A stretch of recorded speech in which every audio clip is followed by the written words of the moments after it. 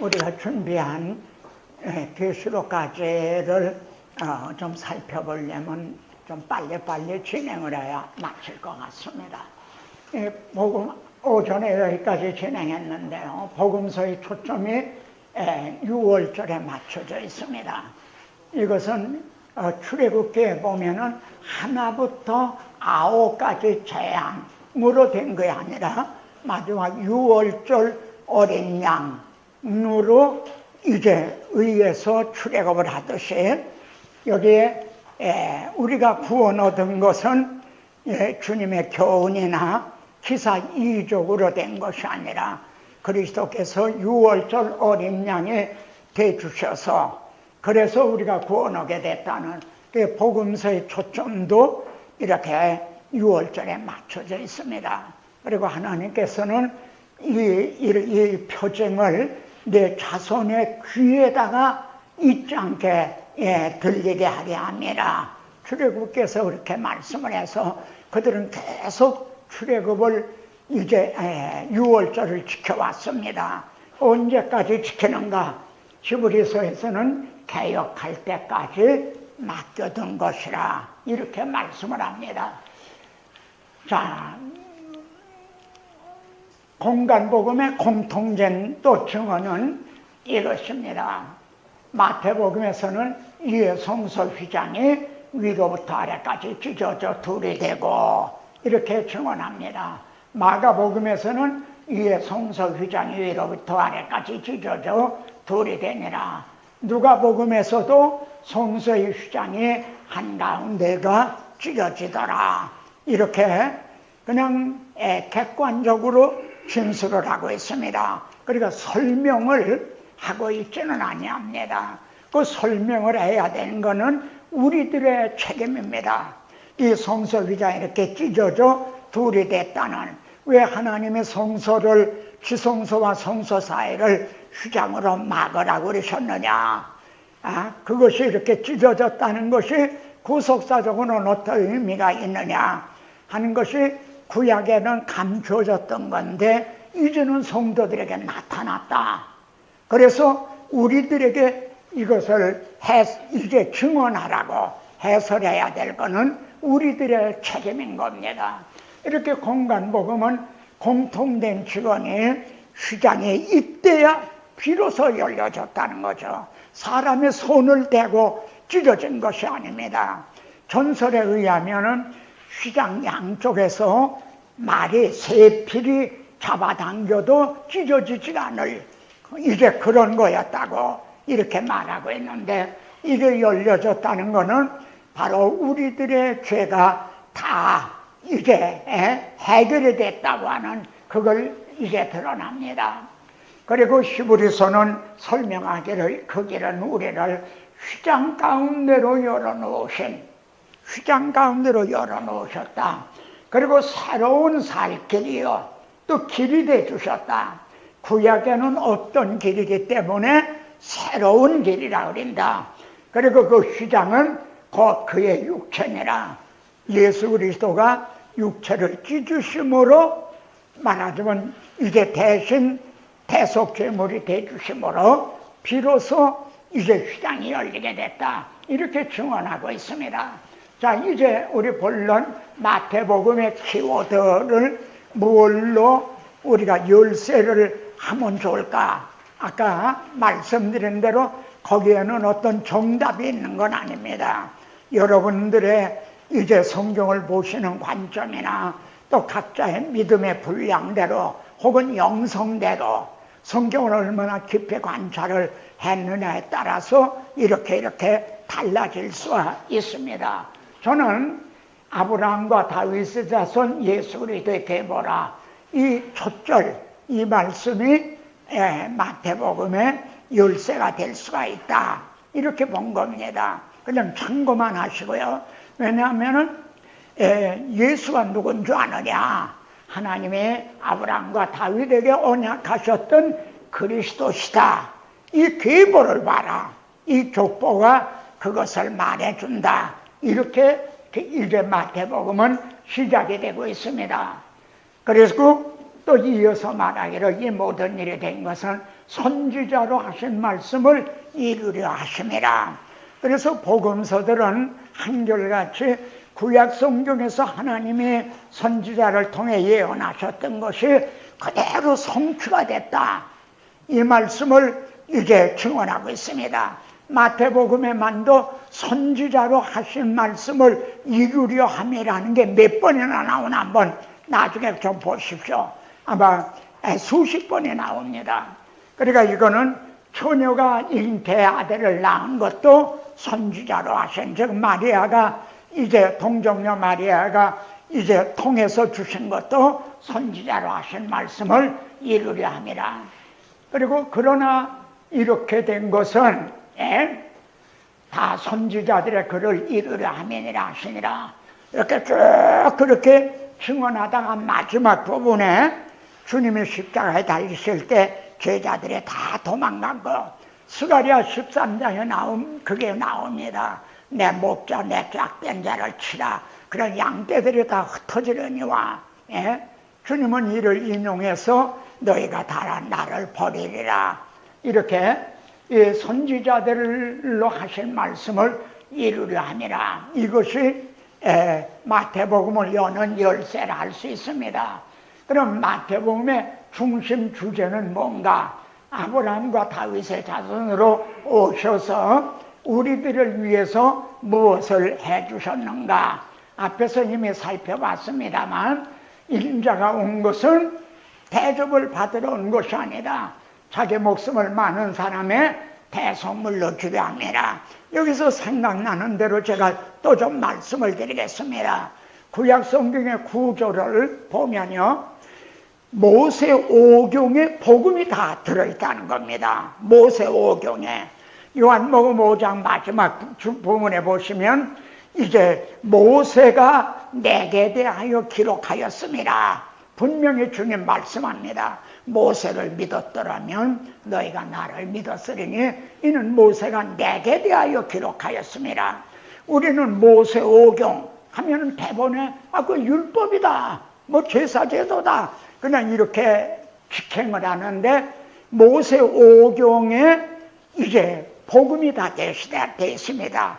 왜냐하면 모세 오경의 주인공은 누구냐 하면 제사장입니다. 제사장은 무언가 드릴 예물이 있어야 되는데 그게 제사제도로 흠없는 양으로 이렇게 드려지게 된 거죠. 그러니까 모세 오경에 복음이 다 들어있다. 아까 말씀드린 대로 레위기를 한번 좀 보십시다. 레위기의 열쇠는 뭔가? 앞에 5대 제사가 나옵니다. 그러면 하나님, 이렇게 양을 잡아 제사 드리는 건 우상에게 하는 거 아닙니까? 근데 창조주 하나님이 왜 번제를 드리고 뭐 속죄제를 드리고 속건제를 화목제를 드리라 그러셨습니까? 왜 그러셨습니까? 이렇게 이걸 키워드로 해서 레위기에 들어간다면 레위기 17장에 아주 또 제게 참 크게 깨달음을 주신 말씀이 있습니다. 양을 잡아서 이게 제물로 드리게 되면 어떻게 되냐? 양의 피를 흘리게 되지 않느냐? 피 흘림이 없으면 사함이 없나니라. 내가 그 피를 17장에 나옵니다. 너희에게 주어. 내가 왜 제사를 드리라고 양을 잡아서 죽여서 피를 흘리게 해서 그래서 왜 제사를 드리라 한 줄 아느냐?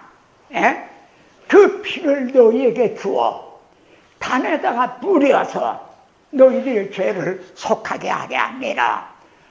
거기에 17장에는요 피를 먹지 말라는 말씀이 또 강조가 되어 있습니다. 왜 피를 먹지 말라고 그러신 하나님의 마음은 뭔가?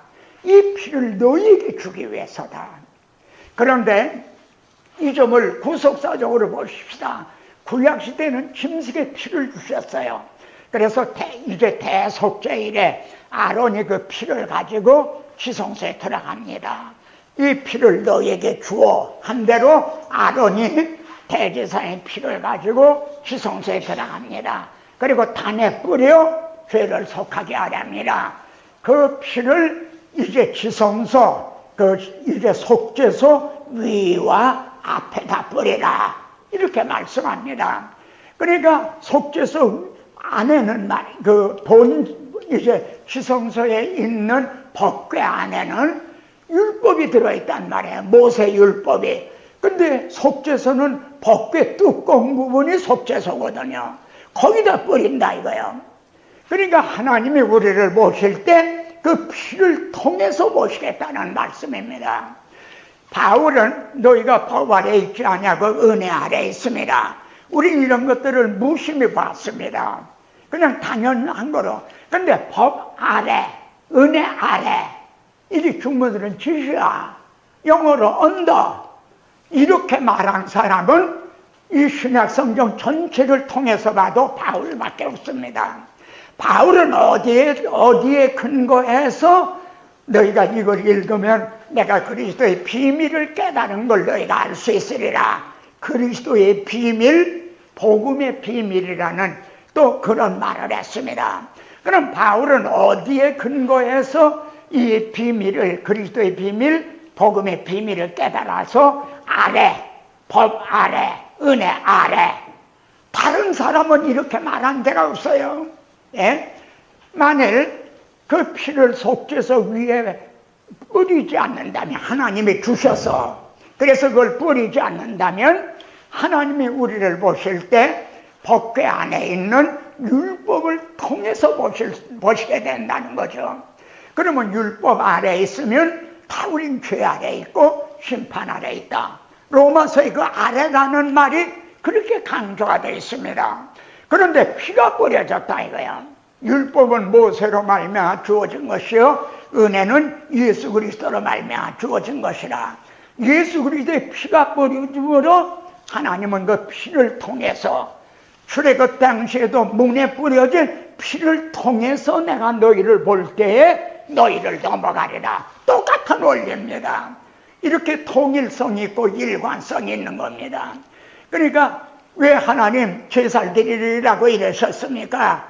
내가 그 피를 너희에게 주기 위해서다.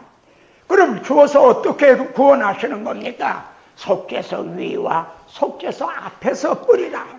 내가 너희를 볼 때에 속죄소 위에 있는 그 피를 통해, 앞에 있는 피를 통해 너희를 보므로 이제 너희는 정죄함이 없게 되고 심판에 이르지 않는다. 얼마나 이 모세 오경 속에 복음이 다 들어있습니다. 그 위에 이제 이 모세 오경도에 여호수아가 나옵니다. 여호수아서에는 전투하는 교회와 안식하는 교회입니다. 예, 이 안식하는 교회는 전투를 통해서 선한 싸움을 싸운 후에야 안식하게 되는 거죠. 그럼 그때 이제 안식을 주셨으므로 전쟁의 끝이었더라 그럽니다. 근데 신약성경은 여호수아가 안식을 주었더라면 다른 날을 말씀하시지 아니하으리라. 우리에게는 안식할 날이 남아있도다. 그럼 이 안식은 누가 주십니까? 인자는 안식일의 주인이니라. 왜 안식일을 지키라고 했느냐? 여러분, 이 안식일에 대해서도 정말 여러분에게 전하고 싶은 말씀이 왔습니다. 안식일의 근원은 창세기에서 하신 일을 마치기 때문에 안식하시니라 그러셨어요. 그러니까 여섯째 날에 사람을 지으셨거든요. 그리고 일곱째 날에 안식을 하셨어요. 그러면 사람은 뭡니까? 일을 하고 안식을 한 게 아닙니다. 태어나자마자 안식부터 한 거예요.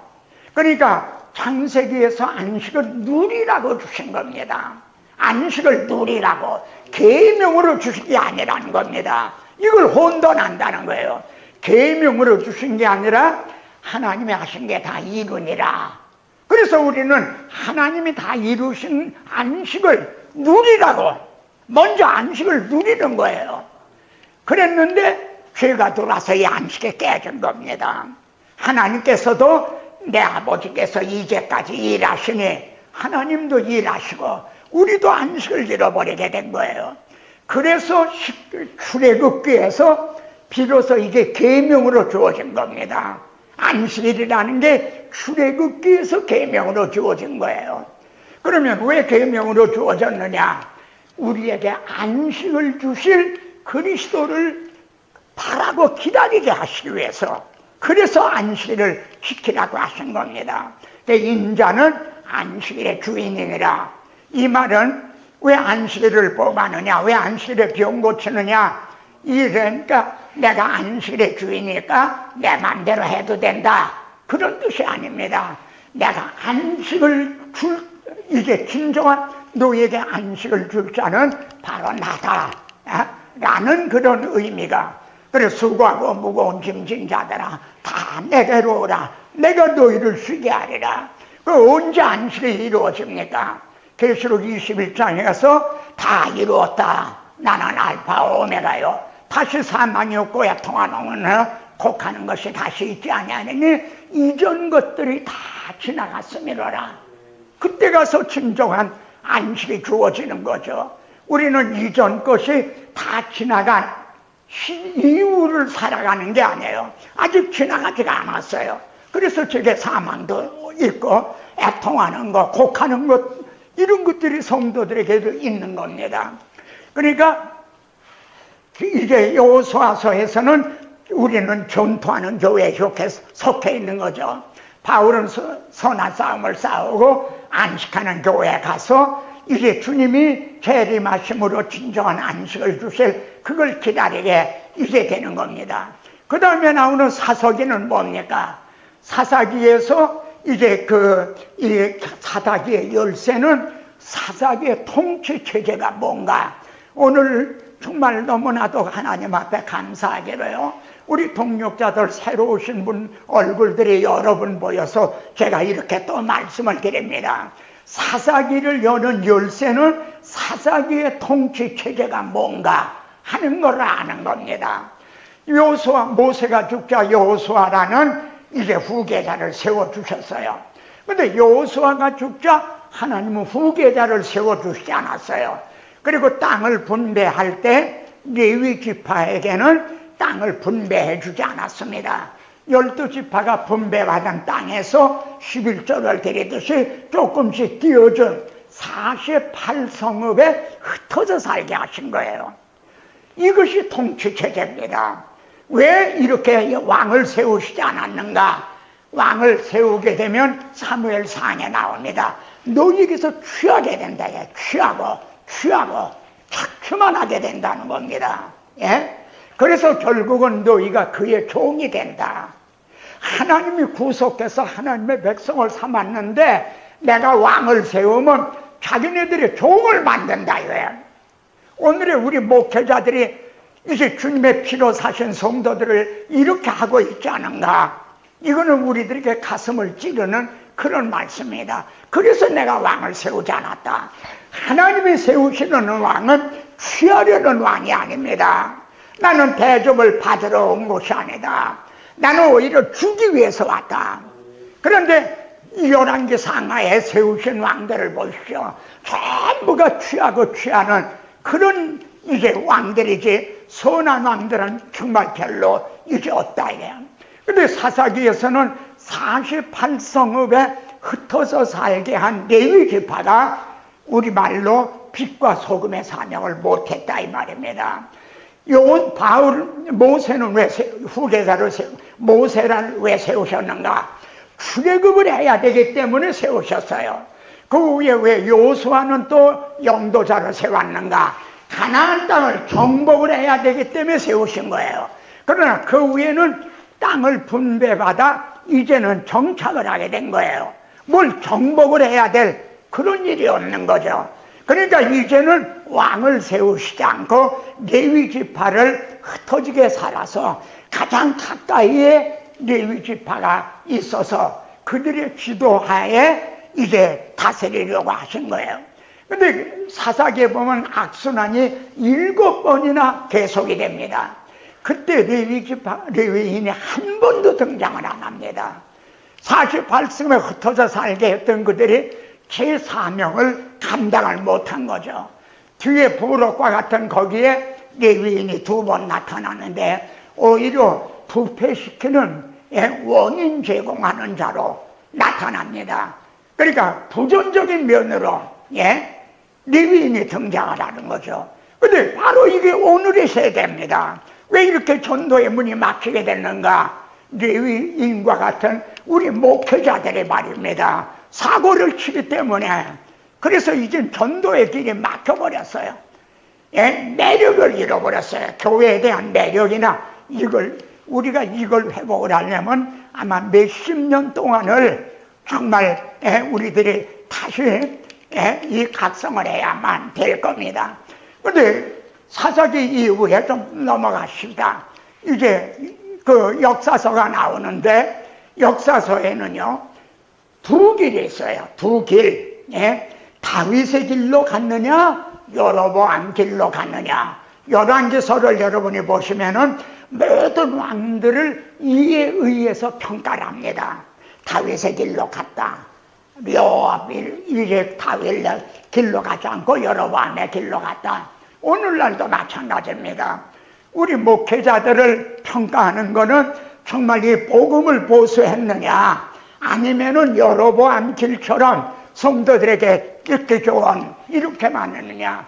저는 여로보암이 왜 금송아지를 만들어서 단과 베델에다 섬기는 그 차관을 했을까? 저는 이 여로보암이 말입니다. 출애굽기를 통해서 힌트를 얻은 것 같다 이거예요. 아론이 금송아지를 만들어서 이 금송아지가 너희를 애굽에서 인도해낸 신이라 그러니까 네, 안 된다며야. 그런 게 아니라 백성들이 좋아했단 말이에요. 그러니까 이 금송아지를 만들어 이렇게 하면은 백성들이 예루살렘으로 가지 않겠구나. 근데 맞아 떨어진 거죠. 그러니까 두 잣대에 의해서 그렇게 평가를 합니다. 그리고 열왕의 시대에 선지자들이 세움받은 거거든요. 선지자들은 바로 다윗의 길로 가지 않고 여로보암의 길로 가고 있는 그 왕들을, 제사장들을 책망을 하고, 그리고 이제 그리스도에 대한 예언을 하기 위해 이렇게 세움을 받은 것. 이게 그냥 구약 성경의 전체적인 이게 맥락인 겁니다. 그러다가 예수 그리스도 오셨는데 주님은 하나님이 세우시려는 왕은 우리들에게서 무언가 취하는 분이 아니라 나는 주기 위해서 왔다.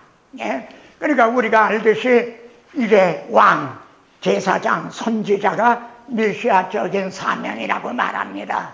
그런데 그들은 이제 그 순기능으로 행한 게 아니라 역기능으로 행했죠. 구약의 모든 그들이 말이죠. 근데 우리 주님은 이렇게 목숨을 줄여 왔다. 그리고 이때로부터 이제 베드로의 고백을 들은 때부터 주님은 왜 오셨는가를 비로소 말씀을 하십니다. 그리고 여기에 보면 말씀을 다 마치시고 하는 말이 나오는데 마태복음은 세리 마태에 의해서 기록이 된 복음입니다. 그래서 아주 정리가 잘 돼 있어요. 세리는 장부 정리를 잘하거든요. 그래서 주님이 여기저기서 하신 말씀을 5곳에 모아놨어요. 말씀을 마치시고 하는 말이 마태복음에는 5번 나옵니다. 산상보훈을 마치시고, 그리고 비유는 마태복음 13장에 다 들어있어요. 비유를 마치시고 12제자를 파송하는 걸 마치시고 또 일반 이들에게 하시는 걸 마치시고, 여기 5번째 이 말씀을 다 마치시고, 여기서는 다라는 말이 나와요. 딴 데서는 4번은 말씀을 마치시고만 돼 있어요. 근데 여기는 다 마치셨어요. 다 마치시고 어떻게 하셨는가? 이제 끝났다. 설교가 끝났으니 가봐라. 그러신 게 아니에요. 만일 그랬다면 주님은 소크라테스나 공자님 같은 선생이 되셨을 거예요. 다 마치시고 이틀이 지나면 6월절이라 인자가 십자가에 자신을 주셨다 이 말이에요. 우리가 구원 얻은 거는 주님의 산산수원으로 어떤 비유와 같은 탕자 비유나 이런 비유로 그건 귀하고 귀한 말씀입니다. 그러나 그에 의해서 우리가 구원 얻은 건 아닙니다. 이틀이 지나면 6월절이라 이를 통해서 이제 우리가 구원을 얻게 된 거죠. 자, 내가 만일 그렇게 하면 이런 일이 있으리란 성경이 어떻게 이루어지겠느냐. 즉 베드로가 말고의 길을 치고 이랬을 때 주님은 어떻게 이 성경에 말씀한 거 어떻게 이루어지겠느냐. 마태복음에서는 이제 이렇게 아브라함과 다윗의 자손으로 오셔서 자기 자신을 주셨다는 이것으로 이제 자 마가복음의 키워드와 중심점을 보겠습니다. 예수 그리스도의 복음의 시작이라. 이것이 키워드가 될 수가 있죠. 복음의 시작이라. 참 의미 있는 말입니다. 복음의 시작이라. 시작이에요. 그리고 인자가 온 것은 이제 이렇게 공통적으로 말씀을 합니다. 그리고 죽은 자 가운데 살아날 때까지는 번거사 아무에게도 말하지 말라. 그리고 이에 성서 위장이 위로부터 아래까지 찢어져 둘이 되니라. 제가 여기서 지금 마태복음은 유대인을 위해서, 마가복음은 로마인을 위해서, 누가복음은 이방인을 위해서, 그리고 마태복음은 왕으로, 마가복음은 이제 종으로, 누가복음은 인자로, 이런 것은 여러분들이 이미 알고 계시기 때문에 여기에 그런 거는 집어넣지 않았습니다. 다만 우리가 마가복음에서 중심 주제는 뭔가? 우리의 사활에 걸려있는, 죽느냐 사느냐 이게 걸려있는 것은 뭔가? 그런 부분만을 했습니다. 그렇게 한 다음에 마지막에서요 또 이르시되 너희는 온 천하에 다니면서 만민에게 복음을 전파해라. 복음의 시작이니라. 시작이 돼서 이렇게 목숨을 주셨어요. 그리고 맡겼던 성서 위장을 열어주셨어요. 복음이 이루신 거죠. 시작이 됐던 복음이 완성이 돼 이루어졌다 이거야. 그 다음에 전하라는 겁니다. 여기서는 말하지 말라 그랬잖아요. 근데 여기는 전하라는 겁니다. 이제 복음을 다 이루어 놓으셨기 때문에 이러한 맥락을 좀 꼭 기억하시기를 바랍니다. 자, 누가복음의 키워드를 보면요, 우리 중에 이루어진 사실에 대하여 이렇게 시작이 됩니다. 그리고 누가는 이 모든 일을 근원부터 자세히 미루어 살핀 나도 아주 근원부터 아주 연구를 했다는 거예요. 누가는 의사였기 때문에 상당히 지적인 사람이었던 것 같습니다. 연구를 했다는 게 사실이 성경의 구약 성경이 그대로 다 응하여진 건가? 그리고 데오빌로에게 써서 보내는 게 좋은 일을, 왜냐하면 더 확실하게 하려 함이라. 우리가 성도들의 믿음을 더 확실하게, 더 견고하게 확신할 수 있도록 해주는 것은 바로 이런 겁니다. 이것이 구약 성경에서 하나님이 말씀하셨던 언약, 예언, 예표 모든 게 그대로 이루어진 거다 이거야. 이 복음은 인지응변으로 주어진 게 아니다. 그러니까 너무나도 확실하고 믿을 만한 거다. 그래서 더 확실하게 하라 함이라 이랍니다. 그리고 이 말씀은 부활하신 주님이 하신 말씀입니다. 이렇게 모세율법과 선지서 시편에 이게 이루어져야 하리라는 것이 내가 너희들에게 말해주지 않았느냐? 그리고 그대로 이루어지지 않았느냐? 이렇게 누가복음은 이루어진 사실에 대하여 라고 시작이 돼서 이루어져야 하리란 말이 이것이라 이렇게 끝나고 있습니다.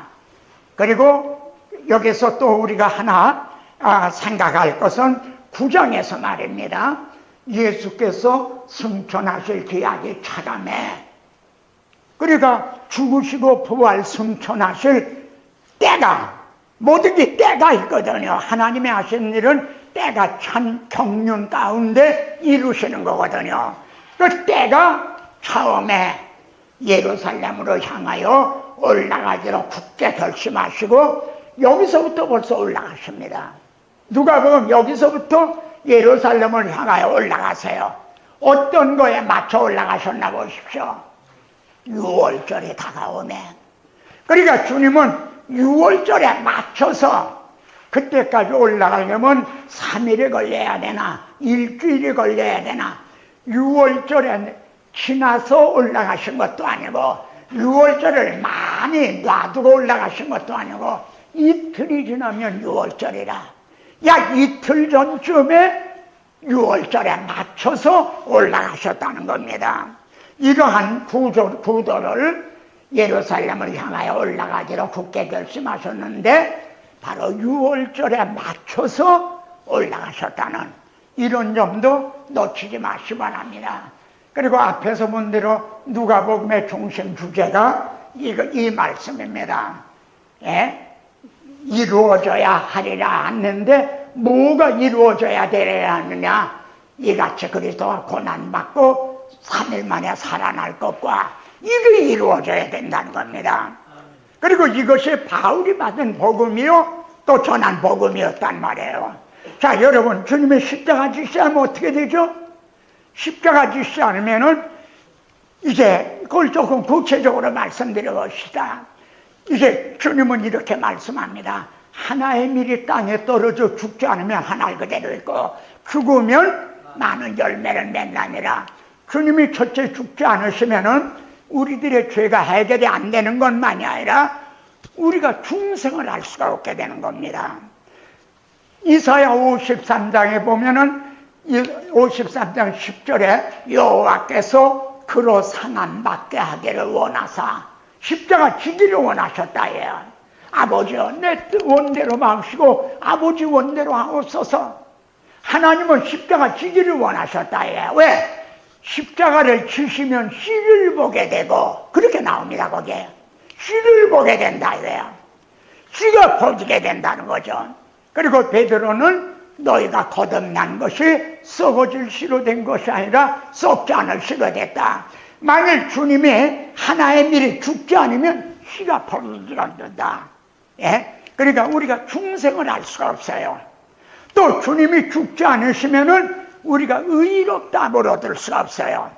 로마서 4장 마지막처럼 예수는 우리 범죄한 것 때문에 내어줌이 되고 또 우리를 의롭다고 하심을 위하여 살아나셨나니라. 주님이 이제 죽으심으로 말미암아 우리가 이제 의롭다함을 얻게 됐는데, 자, 두 번째로 봅시다. 주님이 살아나시지 않았으면 어떻게 되는가? 그러면 매여 있는 게 된단 말이에요. 사도행전 2장에는 베드로 오순절에 성령이 오셔서 베드로를 통해서 이제 설교하는 중에 그는 사망에 매여 있을 수 없습니다. 이런 말이 나옵니다. 주님이 부활하시지 못했다면 사망에 매인 게 된다 이거예요. 매여 있다면 사망의 세력을 잡은 자 마귀를 이기지 못한 게 됩니다. 오히려 붙들린 게 되죠. 그럼 우리 죄도 해결이 안 됐다는 게 된단 말이에요. 로이드 존스 목사님 표현들 하면 빚을 갚으러 간 사람이 붙들려서 돌아오지 않는다. 그럼 빚이 해결이 안 됐다는 얘기죠. 우리 죄가 해결이 안 됐다는 거죠.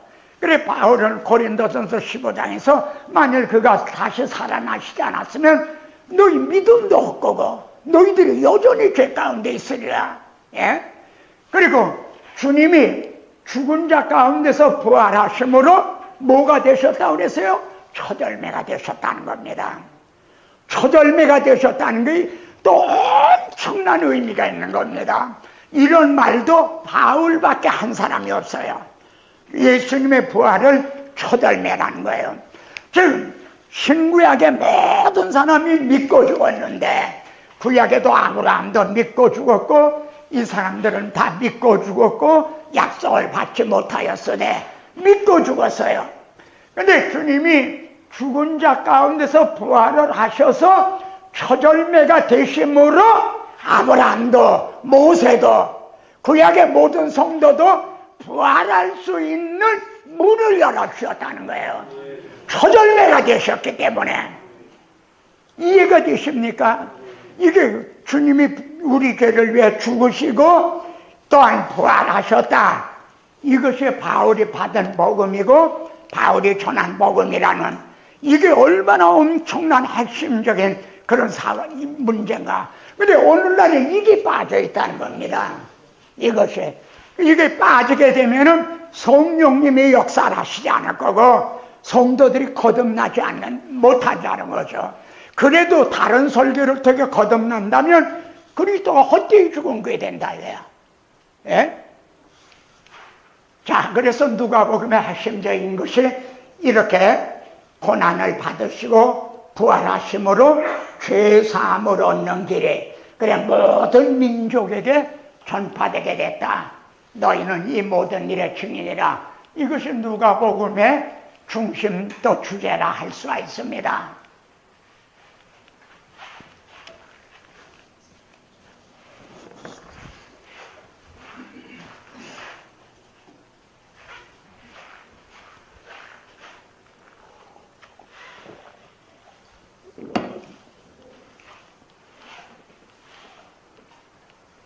바울의 증언을 보겠습니다. 바울이 지금 결박을 당해서 베스도와 아그리빠 왕 앞에서 증언하는 그런 장면입니다. 아그리빠 왕이요, 그러므로 하늘에서 보이신 것을 내가 거스르지 아니하고 자기도 교회를 박해했다. 그런데 사울아 사울아, 해보다 덜 밝은 빛이 둘러비쳤다. 그리고 내가 너를 내 종과 증인으로 삼으려 함이라. 주님이 말씀하셨다. 내가 이걸 어떻게 거스릴 수가 있습니까? 그래서 내가 거스리지 아니하고 하나님의 도우심을 받아 내가 오늘까지 서서 높고 낮은 사람 앞에서 증언을 했는데, 뭘 증언했는가? 선지자들과 모세가 반드시 되리라고 말한 것밖에 없다 이거야. 아까 누가복음 마지막 부분에서 부활하신 주님이 이제 모세와 선지자와 시편의 나를 가리켜 말한 것이 이루어져야 하리라. 그대로 바울은 한 거예요. 너희는 이 증인이라. 주님이 말씀한 대로 바울은 그대로 했다는 겁니다. 그리스도가 반드시 되리라고 말한 것밖에 없다 그랬는데, 그래 반드시 되리라고 이루어지리라고 말한 게 뭐냐면 그리스도가 고난을 받으실 것과 죽은 자 가운데서 먼저 다시 살아나사, 이거다 이거예요. 그래서 이스라엘과 이방인에게 이제 복음의 빛을 전하는, 자기는 이것밖에는 말한 것이 없다. 이게 내가 받은 복음이었고 내가 전한 복음이었다. 그리고 바로 오늘 우리가 이 시대에 우리가 회복해야 될 복음이다 이거예요. 여러분, 복음이 왜 이렇게 변질이 됐습니까? 여러분들 보면요, 자유주의 신학자들이 대단히 지적으로 높은 분들입니다. 지적으로 대단히 높은 분들이에요. 근데 왜 그들이 그렇게 높았는데 잘못됐는가? 성경을 지금 저는 구속사의 관점에서 본 이게 구속사 세미나, 구속사라는 이름을 붙였습니다. 근데 그들은 성경을 철학적인 관점으로 봤다는 겁니다. 너무 똑똑하다 보니까, 너무 데카르트나 말이요 칸트나 이런 철학자들에 대한 걸 다 보고 연구하다 보니까 성경을 철학적인 관점으로 봤다 이 말이에요. 그렇게 되면 신화화라는 얘기가 나오게 되는 겁니다. 예수님이 천하 탄생했다. 그건 팩트가 아니라, 사실이 아니라는 거죠. 전혀 오시지 않았다는 거죠. 생각해봐라 이거야. 그게 가능한 일이냐? 근데 초대 성도들은 그렇게 믿었다는 거예요. 사실이 아니지만은 그들은 그렇게 신앙을 했다. 그들이 믿었다는 거지. 근데 오늘날은 이걸 재석을 해야 된다는 거죠.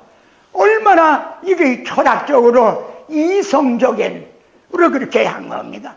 그러다 보니까 자유주의 신학이 된 거예요. 그러니까 우리가 그걸 봉쇄하려면, 그걸 발을 붙이지 못하게 하려면 우리는 성경을 그동안 끊어진 말씀으로 보다 보니까 그들이 발을 붙이게 된 거예요. 근데 성경을 이렇게 봐라. 창세기에서부터 시작이 돼서 계시록까지 뻗쳐져 있는 끊을래야 끊을 수 없는 통일성과 일관성, 점진성이 있다. 이걸 전하게 될 때에 우리가 진리로 이기리로다. 예? 그렇게 되는 거예요. 그러니까 바울은요, 이렇게 하나님의 이제 되리라고 말한 것밖에 없습니다. 이렇게 이제 바울은 증언을 합니다. 자, 요한복음의 키워드는 뭘까요? 첫째, 예수가 누구신가를 말하는 것으로 시작이 됩니다. 태초에 말씀이 계시다. 이 말씀은 곧 하나님이시다. 예?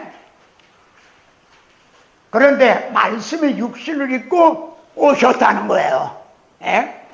우리 여기서 우리가 계시록이 난해하다 그런 얘기를 합니다. 근데 계시록은 사실은요 난해한 게 아닙니다. 왜 난해하게 보느냐면 인간의 호기심을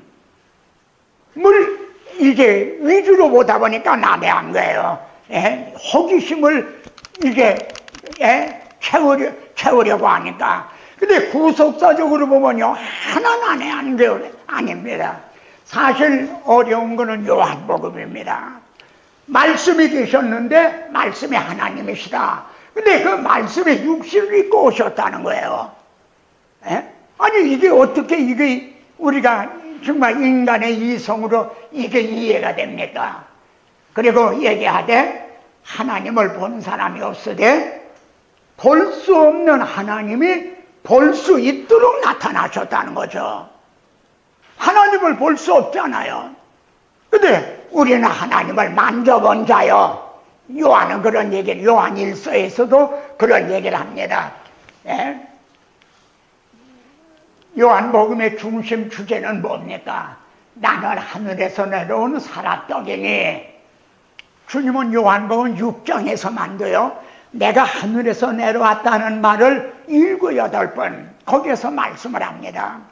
하늘에서 내려오신 분이에요. 그런데 우리들에게 뭘 해주셨는가? 나는 내 생명을 그들에게 주기 위해서다. 이 피를 너에게 주기 위해서다. 내 피를 마셔라. 예? 그래서 내가 줄 떡은 세상 생명을 위한 내 살인이라 하시니라. 그러니까 요걸 좀 보십시오. 그때 유대인들이 말이죠. 그는 요셉의 아들 예수 아니냐? 근데 어찌 하늘에서 내려왔다 하느냐? 여러분 어떤 생각이 듭니까? 오늘날 자유주의 신학자가 하는 말입니다. 예수는 요셉 마리아와 요셉의 사이에 태어난 사람이다. 그 사람은 하늘에서 내온 사람이 아니다. 예? 볼트만이나 보네퍼나 전부 그분들이 그런 얘기를 합니다. 얼마나 여러분 서재에도 그분들의 책이 몇 권씩은 있을 거예요. 읽어보면 정말 우리가 이성적으로는요 아주 감칠맛 있는 그런 거죠. 예? 그러나 그건 믿음이 아닌 거예요. 그래서 육에 속한 사람은 성령의 일을 받지 아니하냐니 그들에게는 어리석게 보이기도 또 깨닫지도 못하나니. 우리에게 진정한 예수님이 나의 구주가 되신다는 고백을 한 건 성령으로 말미암아 우리에게 그 믿음을 주신 겁니다. 그러니까 여기 어찌 하늘에서 내려왔다 하느냐. 그리고 여기 또 하나가 있냐. 자기 살을 우리에게 주어 먹게 하겠느냐. 이것도 자유주의 신학자들이 하는 말입니다. 그러니까 이건 신화라는 거죠. 예? 자, 근데 요한복음은요 대개 주님의 공생애를 3년으로 보고 있지 않습니까? 예? 이제 복음서에 본 6월절을 지켰다는 게 3번 나오거든요. 여기에 근거해서 주님의 공생애가 3년이었다고 보고 있는데, 근데 요한복음은요 고난의 한 주간, 주님이 예루살렘에 입성해 체포를 당하고 십자가에 처형당하신 그 한 주간을 위해서 요한복음 전체를 2분의 1을 할애하고 있어요. 그러니까 강조점을 여기에 주어졌다는 게 되는 거죠. 이틀이 진 그 이튿날에 예수께서 예루살렘으로 오신다는 걸 듣고 12장에 이렇게 시작이 되죠. 그래서 나귀를 타고 입성하시니까 찬송하려다 이렇게. 그러니까 이날이 종료주일이죠. 우리가 지키는 종료주일. 그리고 고난의 주간이 시작이 되는 거죠. 요한복음은 21장까지가 있는데 12장에서 벌써 절반 정도를 고난의 한 주간에 할애를 하고 있다.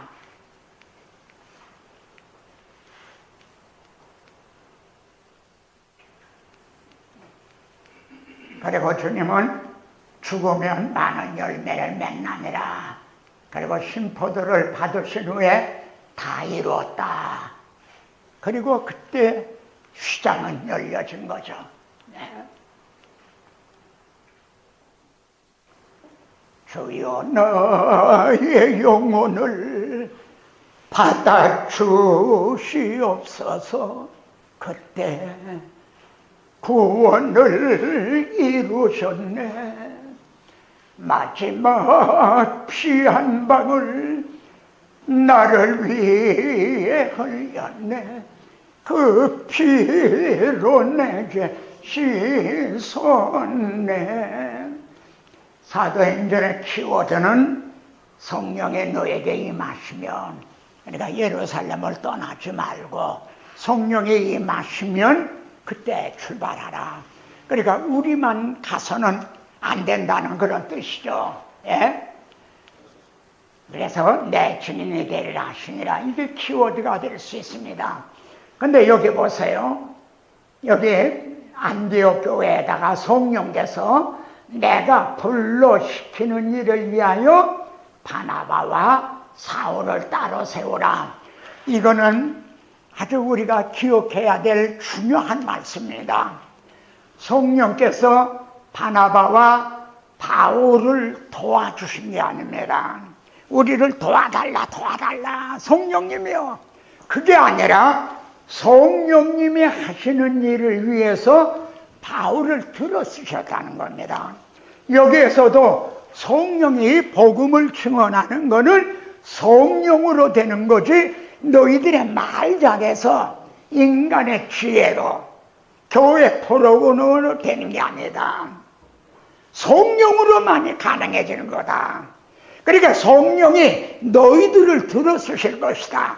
그러니까 성령이 너에게 임하시면 그때는 너희가 성령이 쓰시는 이게 도구가 된다는 거죠. 이거는 주객의 문제입니다. 성령이 주인이시고 우리는 그의 종이라는 거죠. 내가 불러시키는 이게 사도행전의 키워드를 할 수가 있습니다. 네? 주님은 진리의 성령이 오실 때에 그가 나를 증언할 것이요. 어떻게 진리의 성령이 증언하시는가? 성도들에게 임해서 여러분에게 임하셔서 여러분을 들어서 이제 증언하신다는 거죠. 내가 불러시키는 일을 위해서 여러분을 지금 들어쓰시는 겁니다. 그러면은 성령이 너에게 임하시면 사도행전의 중심 주제는 뭔가? 하나님의 말씀이 예루살렘부터 시작이 됐어요. 그래서 이렇게 점점 확장이 돼갑니다. 온 유대와 갈릴리아와 사마리아 교회 점점 확장이 되죠. 이게 갈릴리아 어부들이 한 얘기가 한 일이 아닙니다. 성령이 오셔서 그들을 들어 쓰심으로 그래서 안디옥 여기에 이방인의 교회가 세워지게 됩니다. 최초로 말이죠. 이에 앞서 스데반이 숭배를 당하게 되죠. 그래서 하나님은 흩으셨죠. 안디옥 교회가 이제 세워지게 됩니다. 그리고 에베소에서 주의 말씀이 힘이 써 흥왕하여, 저는요 여기 보면 주의 말씀이 전저왕성하여 성령의 위로로 진행하여 수가 더 많아지니라. 하나님의 말씀을 흥왕하여 더하더라. 주의 말씀이 힘이 써 흥왕하여, 저는 오늘날도 동일하시다라고 믿습니다. 여러분이 정말 바울같이 나는 예수 그리스도와 그의 십자가에 못 박힌 것 외에는 내가 다른 것은 이제 알지 아니하로 작정했다. 이렇게 할 때 너희가 하나님의 영광을 보리라. 오늘 하나님의 영광이 나타나리라. 그리고 하나님께 영광을 돌리는 그런 신령과 진리로 예배드리는 것이 되고, 또 그런 하나님의 영광을 나타내는 설교가 되리라고 저는 이제 믿습니다. 근데 사도행전에 ing 진행형으로 마치고 있죠. 여기 보면 바나바와 사울을 따로 세우라. 그래 따로 세웠습니다. 그래서 이제 이렇게 성령이 이 시키는 일을 위해서 이렇게 세웠습니다. 그래서 이 바울을 통해서 이제 1차, 2차, 3차 여행을 통해서 갈라디아 지방, 또 저기 마게도냐 지방, 이 아래 아가야 지방, 이쪽으로 이렇게 복음이 확장이 됩니다. 그런데 3차 여행이 끝나갈 무렵에요, 보라, 이제 나는 성령에 매여 예루살렘으로 가는데, 참 이 말씀들을 좀 보십시오. 성령에 매여 자기가 육적으로는 뭐 좀 안 올라갔으면 하는 마음도 있었을 거예요. 근데 성령에 매여서 내가 예루살렘으로 올라간다. 근데 왜 성령님이 나를 왜 예루살렘으로 올라가라는지, 무슨 일을 만나는지 난 알 수 없다. 예? 그런데요, 여기 그 뜻이 나타납니다. 담대하라. 내가 예루살렘에서 나의 일을 증언한 것 같이 로마에서도 증언하여 하리라. 바울을 로마로 보내시라는 겁니다. 자, 여기 보면요, 복음이 예루살렘에서부터 시작이 됐습니다. 그래서 유대와 사마리아와 갈릴리까지 됐어요. 근데 예루살렘을 거점으로 한 복음은요, 이방인들에게는 닫혀져 있었어요. 할례단이라는 이들 때문에 말이죠. 그 대표적인 예가 베드로가 안디옥에서 그들과 식사하다가 야고보에게서 어떤 사람 내려오니까 피해 갔다는, 그걸 이제 한마디로 말합니다. 그러니까 예루살렘을 중심으로 해서는 이방인의 선교가 안 됐다 이거야. 그래서 성령은 이방인의 교회인 안디옥 교회에다가 바울과 바나바를 보냈고, 내가 불러시키는 일을 위해 따로 세우라. 이방인의 사도들로. 그래서 이방인에게 복음이 전도가 되죠. 근데 여기에서도 또 한계가 왔다 이거예요. 예? 세계 전도를 하기 위해서는 당시의 세계 중심인 로마로 보내야 되겠다. 그래서 바울을 지금 로마로 보내는 겁니다. 바울은 자기가 자유한 몸으로 가기를 원했지만 하나님의 뜻은 결박당한 것으로 가게 하셔서요. 그래서 그 사이에 로마서를 기록하게 하셨고, 그래서 내가 가이사 앞에서 서야 하리라. 로마에 있는 아마 고관들 앞에서도 바울을 복음을 전했겠죠. 로마에서도 증언하여 하리라. 그래 로마에 간 이제 그 복음이 동양 쪽이 아니라 유럽 쪽으로 향하게 했죠. 예? 그랬다가 그것이 이제 영국으로 건너왔죠. 영국에는 성공회라는 게 있습니다. 그들은 믿기를 예수님이 이제 승천하신 후에 요한이 마리아를 데리고 영국으로 왔다. 그들은 그렇게 믿고 있습니다. 예? 영국으로 와서 그래서 자기네들이 성공회가 이제 이렇게 가톨릭하고 이제 독립적인, 그래 영국으로 어떻든 같은 복음이 청교도를 통해 미국으로 갔습니다. 예? 그것이 또 한국으로 왔었죠. 지금 중국으로 가고, 지금의 선교의 축은 어디에 있는가, 중심이 어디에 있는가, 이게 우리가 사도행전에서 정말 우리들이 주목해 보아야 할 말씀입니다. 성령께서는 지금 이 선교의 축이 어디로 움직이고 있는가. 예?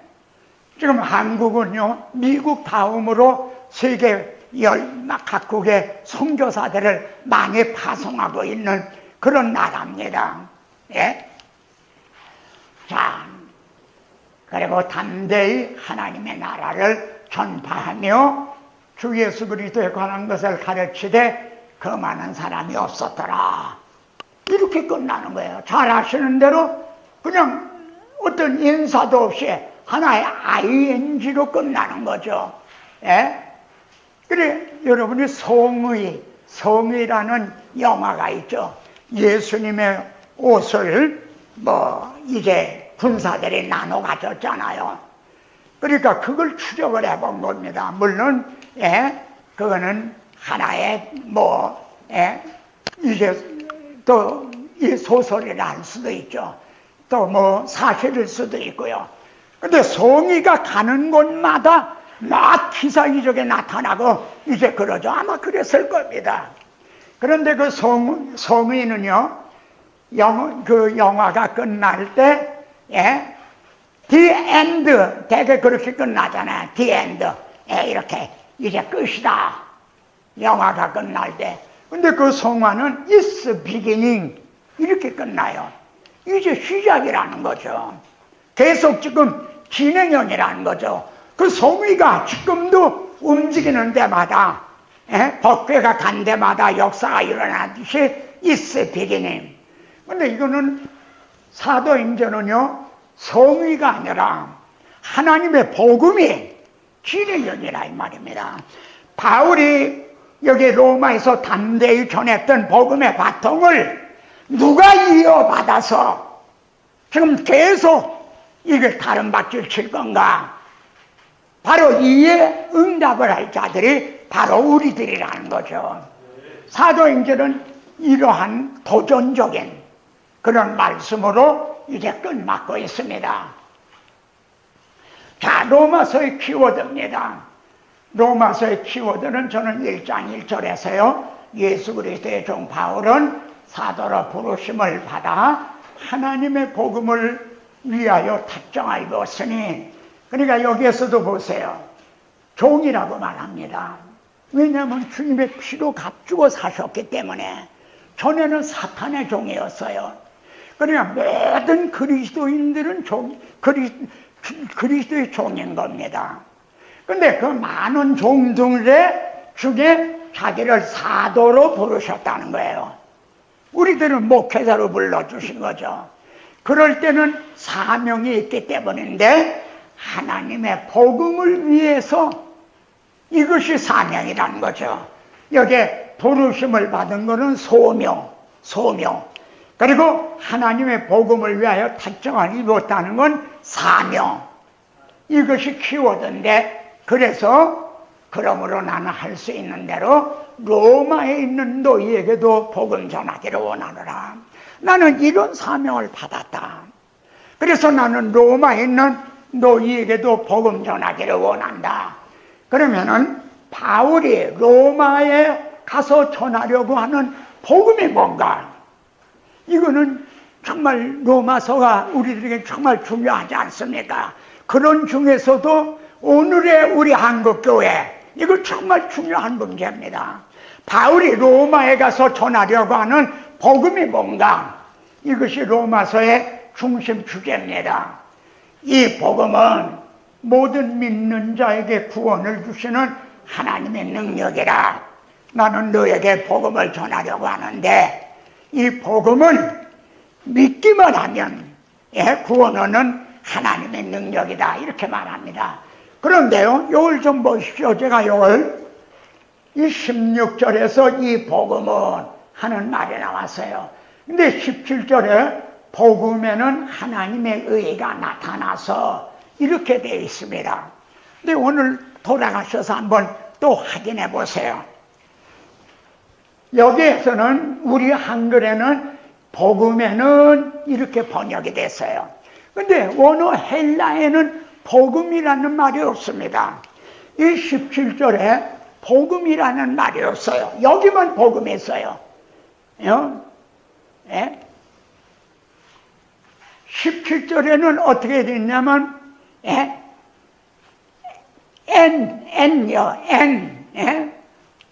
아우토 이렇게 되어 있단 말이에요. 아우토. 여기 복음에는 하는 말이 아우토로. 자, 여기 제가 헬라어를 여기다 쓸 수가 없어서요. 이 복음에는 요 말이 영어에는 뭐냐? 여기는 new 이제 킹 제임스 비전이죠. 제임스 영의 새 뉴고 요거는 원 제임스인데 호인잇 이렇게 돼 있단 말이에요. 이건 그대로 번역을 잘한 거죠. 예? 그러니까 그 안에는 여기서 내가 복음을 얘기했는데 복음 안에는 하나님의 의가 들어있다 이거야.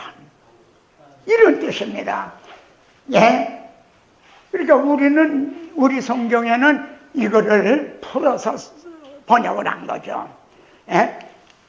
이 복음은 내가 너에게 복음을 전하려고 하는데 복음 안에는 복음 안에는 혹은 그로 말미암아 그 안에는 어떻게 믿는 사람들을 구원하시는가? 그 안에는 하나님의 의가 들어있다 이거예요. 예? 그래서 이 복음을 받게 되면 의롭다함을 얻게 되고 그래서 의로운 하나님과 화목하게 된다 이거예요. 예? 복음 안에는 하나님의 의가 들어있다. 그럼 여기서 우리가 다시 한번 다시 마십시다. 저는 좀 좁은 의미에서 말씀드립니다. 복음의 핵심은 뭐냐? 내가 먹으면 반드시 죽으리라. 이게 하나님은 취소할 수가 없어요. 만일 이걸 하나님이 취소한다면 하나님의 공의가 용납을 못한단 말이에요. 그래서 이때에 하나님의 자기 의를 나타내셨어요. 의로우심을. 그래서 예수 그리스도가 우리 대신 죽어주셨다는 거예요. 이게 복음의 핵심입니다. 근데 오늘날에 이걸 넓게 이제 해석을 해서 복음에 초점이 흐려진 감이 있어요. 그래서 제가 이걸 강조합니다. 복음의 핵심은 아까 바울이 뭐라고 그랬어요? 내가 받은 것을 너에게 전하였노니 예수 그리스도가 이제 우리 죄를 위해서 성경대로 죽으셨다가 장사 지낸 바 되었다가 성경대로 사흘 만에 다시 살아나셨다. 이게 복음의 아주 핵심인 겁니다. 예? 근데 그 복음 안에는 하나님의 의가 들어있다는 거예요. 우리가 복음을 받아들이기만 하면 의롭다함을 얻을 수가 있다는 거죠. 우리들이 율법을 행함으로는 내 자력으로는 불가능한데 주님이 내 죄를 위해 대신 죽으시고 살아나셨기 때문에 그분으로 말미암아 내가 의롭다함을 얻게 된다는 거죠. 그래서 의로우신 하나님과 화목을 하게 된다. 그리고 심판날에 이제 구원을 얻게 된다는 거죠. 그러면 여러분에게 질문 좀 해보겠습니다. 복음 안에는 또 뭐가 들어있습니까? 지금 복음 안에는 하나님의 의가 들어있다 이거야. 이게 어떻게 가능해졌느냐? 예수 그리스도가 우리 죄를 위해 죽으시고 사망 권세를 이루어 부활하심으로 가능해졌다 이거야. 우리가 의롭다함을 얻은 건 그리스도의 구속으로 말미암아 가능해졌다는 거죠. 주님의 죽으심으로, 내 대신 죽으심으로 가능해졌다. 그래 복음 안에는 하나님의 의가 들어있다는 거죠. 그럼 복음 안에는 또 뭐가 들어있습니까? 믿는 자에게 중생을 주시는 거듭나는 게 들어있는 겁니다. 복음 안에는요. 어떻게 그게 가능해졌는가?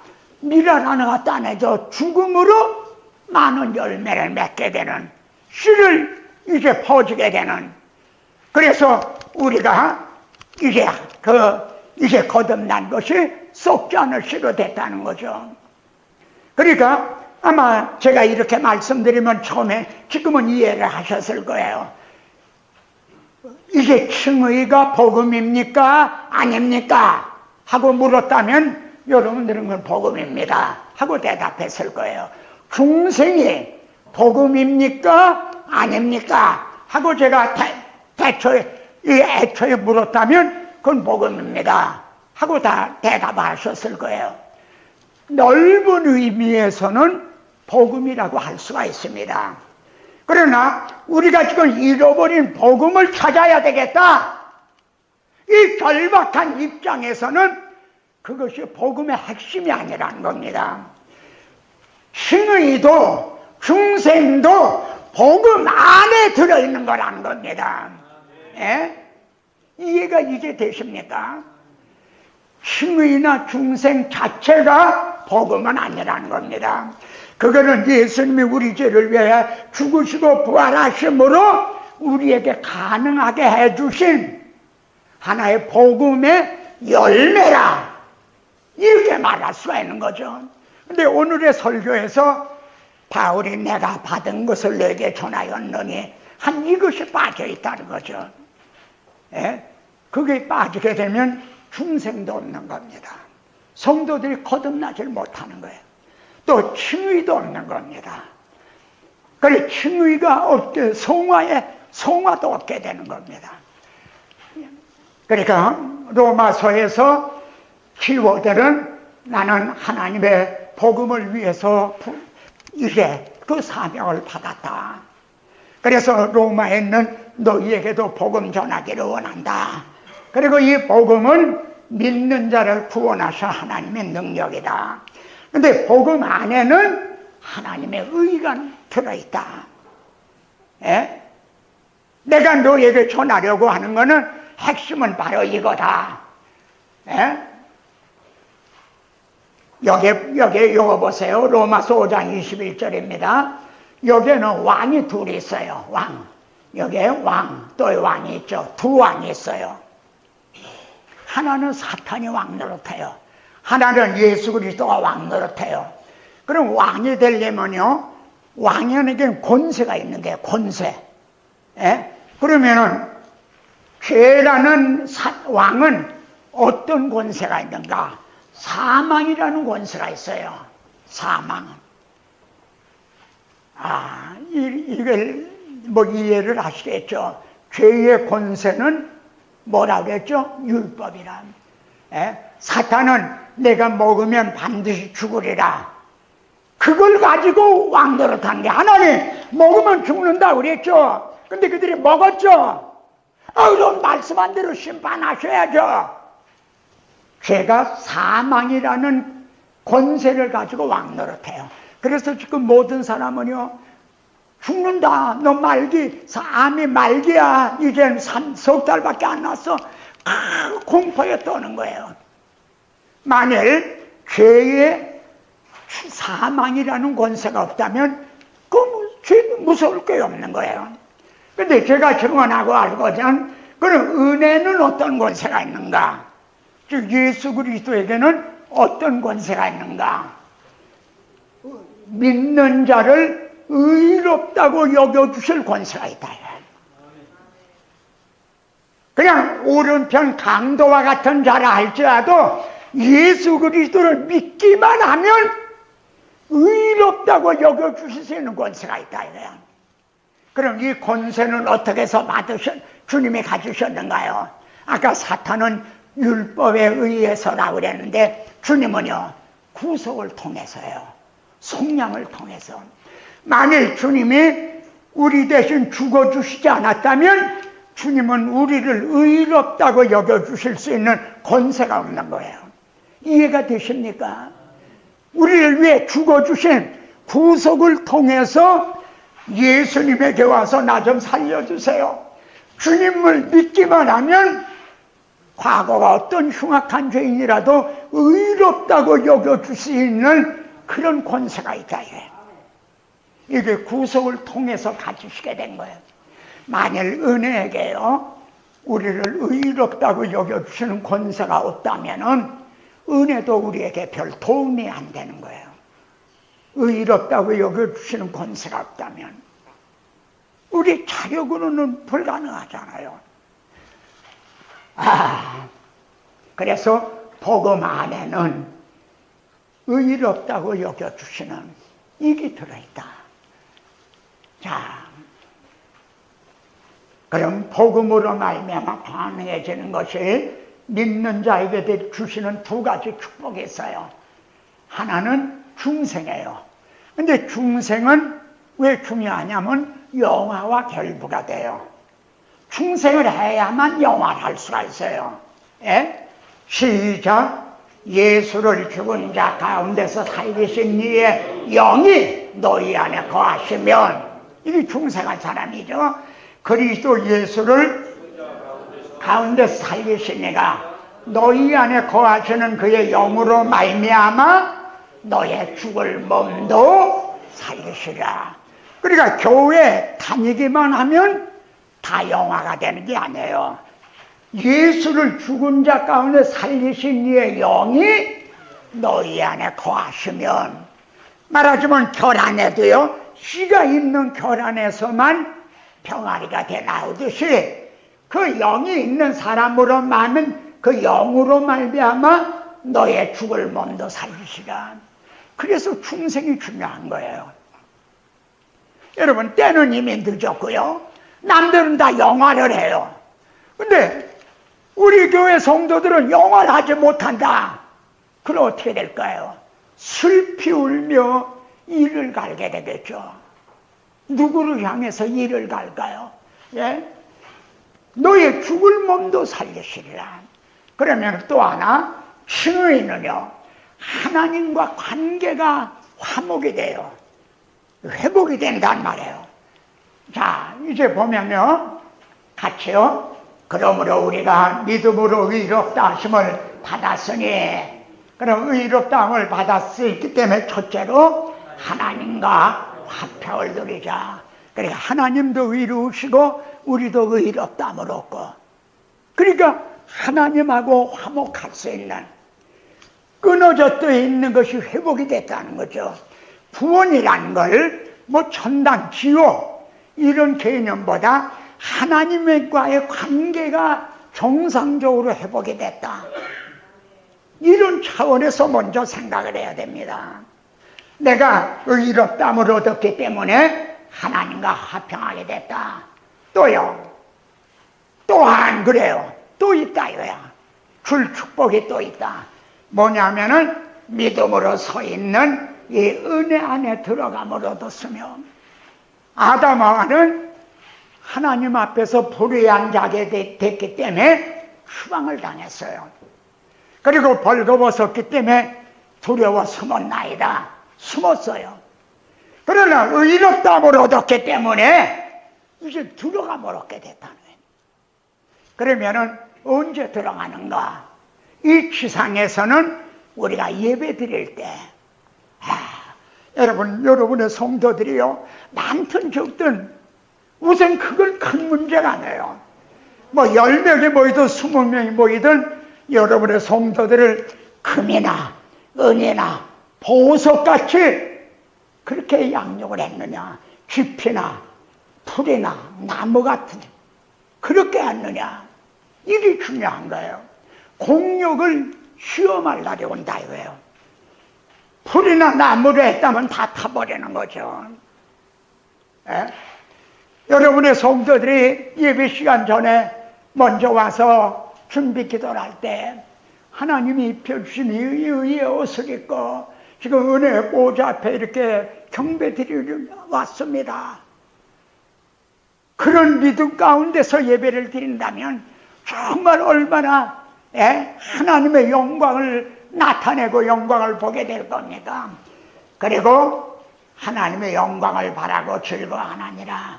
이거는 우리 주님 오시는 날, 또 저 같은 사람이 하나님 앞에 갈 때 영원한 영광에 참여하게 되는 거죠. 예? 그래 우리에게 복음으로 말미암아 가능해진 것은 중생과 칭의입니다. 이게 복음으로 가능해졌다. 다시 말하면 하나님의 아들 그리스도가 우리 죄를 위해 죽으시고 사망 권세를 이기고 부활하심으로 중생도 칭의도 가능해졌다는 거죠. 그러니까 모든 게 지금 여기에는 게 빠졌을 거예요. 말미암아, 그거를 또 여러분 좀 주목하시기 바랍니다. 예수 그리스도로 말미암아, 모든 게 이 말미암아에 연결이 됐어요. 예수 그리스도가 우리 죄를 위해 죽으시고 성경대로 죽으시고 성경대로 살아나셨다. 이 말미암아야 연결이 됐다 이래요. 중생도 칭의도 축복도 모든 게요. 근데 이 근본이 없어져 버린 거예요. 핵이, 복음의 핵이 없어졌다는 거죠. 그러면은 자, 요거 또 중요합니다. 복음으로 중생과 칭의가 가능해졌는데 이제 우리가 로마서를 통해서요, 복음으로 중생과 칭의가 가능해졌다. 근데 바울은요, 로마서에서 증언하려고 하는 거는 중생이 아니에요. 칭의예요. 예? 로마서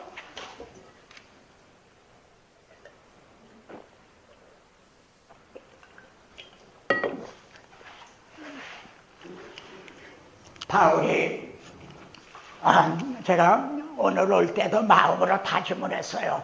이렇게 목소리를 높이지 않으려고. 근데 그게 안 돼요. 안 되는 이유가 제가 여기 성대에 폴립이라고 하는, 말하자면 이렇게 물집 같은요, 혹이 달려 있어요. 그래서 저음이 안 나오는 거예요. 이 영세대 세브란스 이비인후과 과장이 장로님인데 그래요. 목사님 더 목을 쓰면은 이게 암으로 발전할 가능성이 아주 많습니다. 그러니 이걸 잘라버리게 되면 하고 여기다 구멍 뚫고 해야 됩니다. 그러니까 절대 성대를 쓰면 안 됩니다. 그래요. 근데 제 자식도 의사거든요. 뭐라고 하냐면 아버지 하고 싶은 대로 그냥 하세요. 그래요. 그러니까 쓰다가 할 만큼 쓰다 가라는 거지. 예. 근데 그 말이 옳을 것 같아요. 그래서 이 저음이 안 나온단 말이에요. 그래 나도 좀 가만가만해. 여러분도 듣기도 좀 편하고 나도 힘이 덜 될 텐데 그게 잘 안 되네요. 올 때마다 제가 다짐을 해요. 이번에는 내 체력을 위해서라도 좀 가만가만해야 되겠다. 근데 어떻든 복음으로 말미암아 복음 안에는 중생과 칭의가 들어있다. 이렇게 이해를 하세요. 복음 안에는 중생과 칭의가 들어있다. 그래서 복음을 받게 되면 중생과 칭의라는 축복을 받게 된다. 그럼 복음은 뭐냐? 예수 그리스도가 성경대로 우리 죄를 위해 죽으셨다가 장사 지낸 바 되었다. 성경대로 다시 살아나셨다는 이게 복음이에요. 너무 제가 좁혔나요? 그러지 않죠. 바울이 그러잖아요. 내가 받은 것을 너에게 전하였노니. 그리고 분명히 말하고 있잖아요. 예? 근데 우리는 이 복음을 넓은 의미로 해서 이제 전하니까 복음의 핵심은 없고 심장은 없다. 이게 심장. 예? 손발 같은, 그러니까 복음의 핵심이 빠져있다. 이걸 회복을 해야 된다는 거죠. 여러분들 마음에 나는 성령께서 이렇게 하기로 다짐을 좀 해주시면 좋겠어요. 그런데 바울이 중생과 칭의 중에 칭의를 강조하는 이유가 뭔가? 로마서에서요, 이걸 또 알아야 되죠. 첫째요, 우선 바울은 율법, 죄를 어떻게 깨달았나? 자신은 내가 율법으로는 흠이 없는 자로다 다 지켰다는 거죠. 그랬던 사람이 죄인 중에 괴수라고 하는 걸 어떻게 고백하게 됐냐면은 율법에 탐내지 말라 하지 아니하셨더라면 내가 탐심을 알지 못하였으리라. 탐내지 말라 하는 말이 십계명의 10번째 계명입니다. 그러니까 우리는 생각하기를 첫째 계명은 제일 중요하고 둘째, 셋째, 10번째 계명은 가장 쉬운 것으로, 바울은 이걸 뭐 달달 외고도 남았겠죠. 그랬는데 탐내지 말라 하는 계명에 자기가 이르렀다는 거예요. 조명이 되듯이, 빛이 비치듯이 그걸 통해서 말해요. 탐심을 알았다는 거예요. 탐심. 탐내지 말라, 탐내지 말라, 탐심. 그래, 십계명의 정신이 이게 마음의 문제였구나. 이걸 깨달은 거예요. 내가 살인을 하지 않았지만 마음으로 얼마나 살인했나. 간음하지 않았지만 내가 마음으로 얼마나 간음을 했는가. 이걸 깨달은 거예요. 그리고 제가 그랬어요. 여러분 앞에 서 있는 제가 여러분보다 나은 점이 있다면 여러분보다 죄를 더 철저하게 깨달았다는 그거예요. 저는 주님의 산상수훈에서 여인을 보고 음욕만 품어도 벌써 간음합니다. 오른눈을 빼버려라. 오른손을 찍어버려라.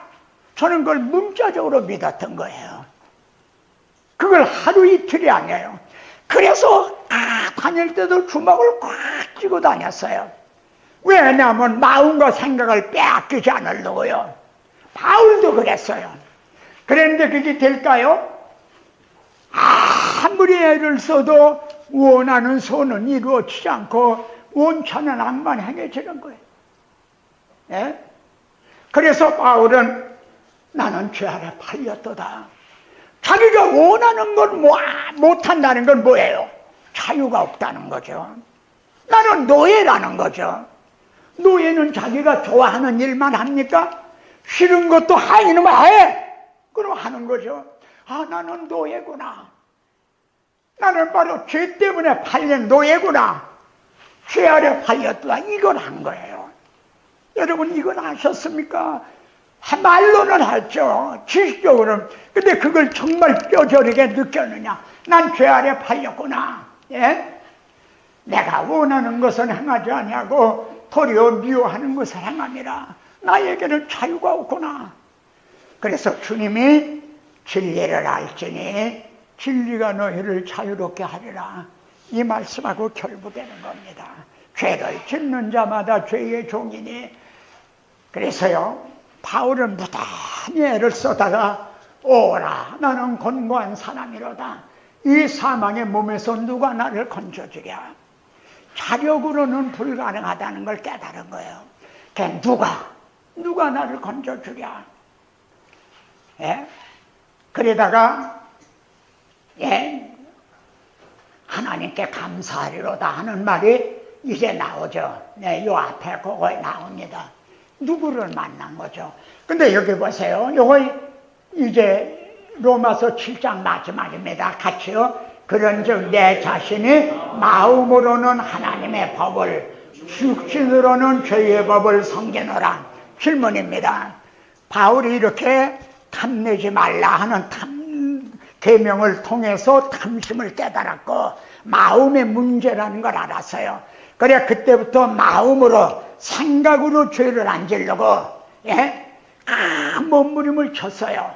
그런데 원하는 건 되지 않고 나는 죄 아래 팔렸도다.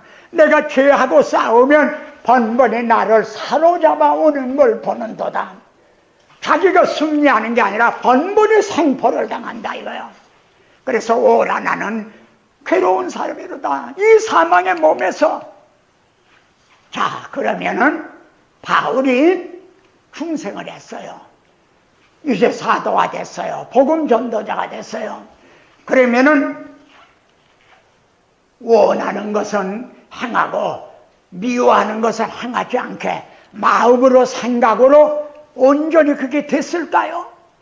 여러분은 지금 그게 됩니까? 마음으로 생각으로도 죄를 안 짓습니까? 지금은 그렇게 된다요? 여러분들은 주일날이면 강단에서 천사와 같이 설교를 하시지 않나요? 그러면 여러분의 마음과 생각으로도 죄를 지금은 안 짓게 됐습니까? 전에는 그렇게 죄를 졌는데 지금은 마음과 생각으로 죄를 안 짓게 됐나요? 바울은 그렇게 됐나요? 아닌 거예요. 뭐라 그럽니까? 내 자신의 마음으로는 하나님의 법을 섬긴다는 거예요. 정말 마음으로 생각으로도 죄를 안 지르고 마음으로 하나님의 사랑과 베푸신 은혜를 생각하며 감사하고 찬송하고 그러나 육신으로는 죄의 법을 섬긴다는 거예요. 아직도 원치 않는 누추한 생각도 하고 그렇게 된다는 거예요. 그리고 우리들이 그런 거예요. 그런데 바울은 그 후에 로마서 8장 1절에서 그런 그리스도 예수 안에 있는 자에게는 결코 정죄함이 없다. 달라진 게 뭐예요? 예? 지금도 육신으로는 죄의 법을 섬겨요. 그러나 정죄함은 없다 이거야. 전에는 오라 나는 곤고한 사람이로다 정죄감에 빠졌댔어요. 층의 교리를 몰랐을 때는. 근데 이제는 자기는 지금도 온전하지 못하다. 우리들의 이 온전함은 영화될 때, 이 낮은 몸이 주님의 영광의 몸과 같이 될 때 가서야 완성이 되는 거예요. 그러나 단 한 가지 정죄감이 없다 이게. 여러분 여기에 나오나요? 믿음으로 서 있는, 아까 그랬죠. 믿음으로 서 있는. 그래서 루터는요, 그 교회가 그리고 그 성도가 여러분이 서 있는 믿음이냐 넘어지는 믿음이냐, 그거는 층의 교리에 서 있느냐 아니냐를 보면한다. 근데 여기 하나 문제가 있어요. 층의 교리도 모르고 거기에 확고하게 서 있지도 않고 층의 나를 의롭다고 여겨주신 그 하나님의 자기 애들의 대속을 통해서 나를 의롭다고 여겨주셨다는 이에 대한 감사와 감격, 사모하는 마음, 그래서 주님을 닮고자 하는 이제 그런 마음도 없고 여전히 죄를 지으면서도 정죄감도 없고, 그럼 어떻게 되는 거예요? 심리가 마비가 된 거죠. 화인마증 같은 거 된 거죠. 그리고 정말 슬프게도 유감스럽게도 이것이 한국 교회의 목회자들의 현주소고 또 형제들이 그래요. 목사님들에게 정죄감이 없어. 목사님들에게 그렇다고 층의 교리에 대한 감사와 감격과 감동이 있느냐? 그것도 없는 거예요. 그럼 뭐예요? 죄에 대한 오라나는 괴로운 삶이라는 탄식도 없고 정죄감도 없고, 그렇다고 층의에 대한 감사와 감격과 열정 이것도 없고, 그럼 뭐예요? 바울이 층의 교리를 강조하는 이유가 여기에 있습니다. 층의 교리에 서 있지 않으면, 거기에 확고하지 않으면 서 있는 믿음이 될 수가 없어요. 늘 정죄감에 빠져요. 그 사람으로는 정말 담대하게 전도도 할 수 없고 영적으로 싸워 승리할 수도 없는 거죠. 자기가 맨날 정죄감에 빠지면서 어떻게 해요? 자, 고린도전서의 키워드는 뭐가 될 수 있을까? 형제들아, 내가 신령한 자들을 대함과 같이 너희를 말할 수 없어서. 고린도 성도들은요 정말 문제가 많았지. 그런데 자신들은 아주 신령한 자로 여겼다는 거예요. 실제는 신령한 자들이 아니었다는 거죠. 영적으로 어린애. 왜냐하면 육에 속한 자, 곧 그리스도 안에서 어린아이와 같다 이거야. 이걸 뭘 보면 하냐면, 너희는 아직도 육신에 속한 자라다. 너희 가운데 시기와 분쟁이 있으니 어째 육신에 속하여 사람을 따라 행함이 아니려. 그러면서도 고린도 성도들은 자신이 아주 신령한 자로, 무슨 방언을 하고 뭐 한다고 아주 신령한 자로 여기고요, 자신들이 아직 이런 상태를 모르고 있었죠. 그리고 바로 우리 한국 교회가 그렇죠.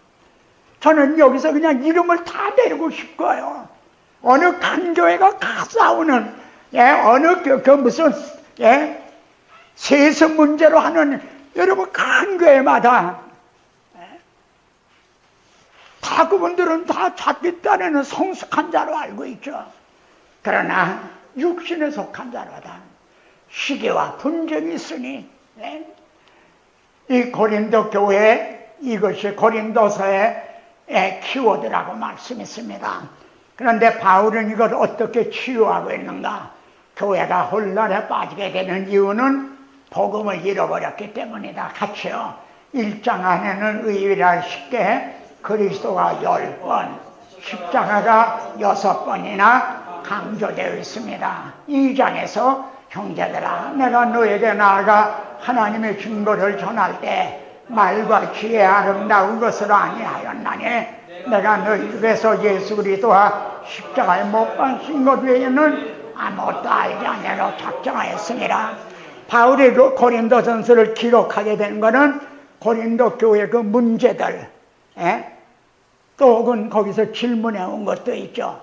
이를 위해서 고린도서를 기록을 하는데 문제로 직행을 하고 있는 게 아니라는 겁니다.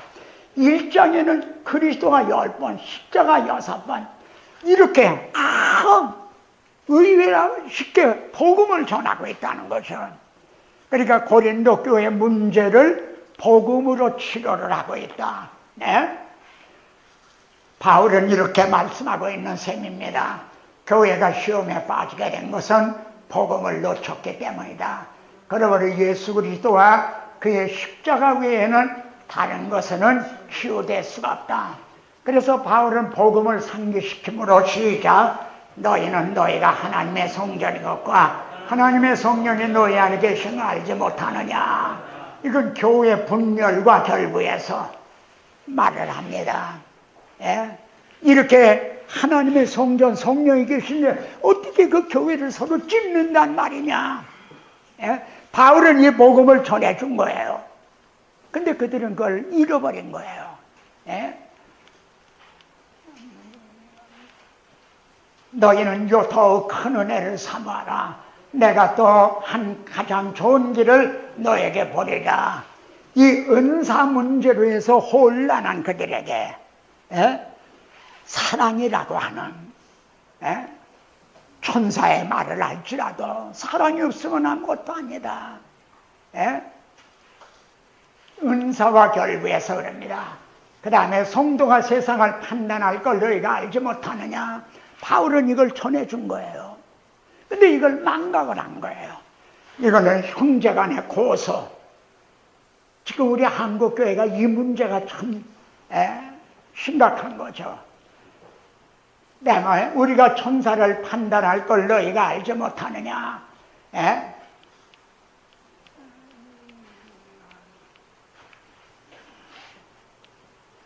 너희 몸은 너희가 하나님께로부터 받은 바 너희 가운데 계신 성령의 전인 줄을 알지 못하느냐. 요거를 여기다가 넣으면 좋겠어요. 여기다가요. 너희 몸은 성령의 전이다.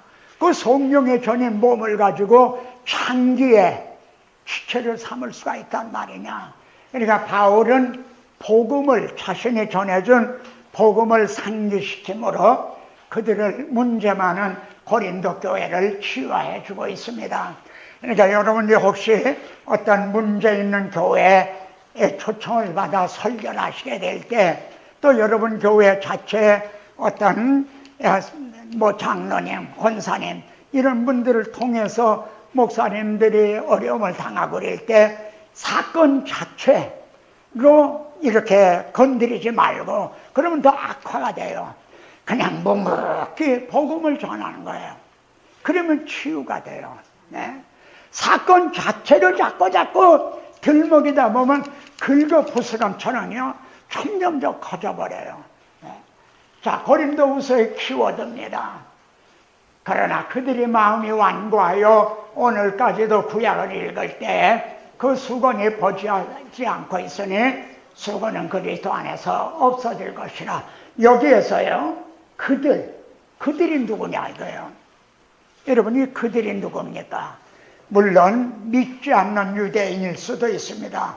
그들도 포함된다고 할 수 있어요. 그러나 바울을 괴롭히고 이제 늘 대적한 사람들은 교회 안에 있는 바로 이 할례의 이 유대인들이었던 겁니다. 그러니까 그들이 수건이 벗어지지 않고 있다 이래요. 그러니까 고린도후서의 갈등은 수건이 벗어진 사람과 수건이 벗어지지 않은 사람과의 갈등이다. 이렇게 볼 수가 있어요. 오늘의 문제도 마찬가지입니다. 여러분의 마음에서 수건이 벗어졌다. 그러니까 혹시 듣지 못한 분을 위해서 기도합니다. 바울이 수건이라는 이제 문제를 들고 나오는 것은 모세 얼굴에 광채가 났거든요. 그래서 수건으로 가리웠잖아요. 광채를 가린 거죠. 근데 오늘날까지도 복음을 가리우는 자가 있다는 거예요. 이렇게 복음의 광채를 가리우는 자가 있다 이거예요. 그들이 누굽니까? 너희가 모세 율법대로 할례를 행하지 아니하면 너희가 구원을 얻지 못하리라. 그들이 아직 수건이 벗어지지 않고 있는 거예요. 예?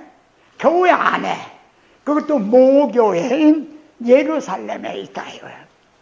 그러니까 이 수건이 벗어진 자와 벗어지지 않은 자가의 갈등이라 이렇게 말할 수가 있어요.